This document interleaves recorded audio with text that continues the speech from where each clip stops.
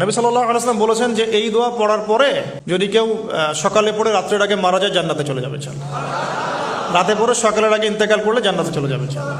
সাইয়্যিদুল ইস্তিগফার, আমার সাথে বলবেন আল্লাহুম্মা আনতা রাব্বি লা ইলাহা ইল্লা আনতা খালাকতানি আনা আবদুক ওয়া আনা আলা আহদিক ওয়া ওয়া'দিকা মাসতাতা'ত আউযু বিকা মিন শাররি মা সানা'ত আবুউ লাক বিনি'মাতিকা আলাই ওয়া আবুউ বিযানবি ফাগফির লি ফাইন্নাহু লা ইয়াগফিরুয যুনুবা ইল্লা আনতা।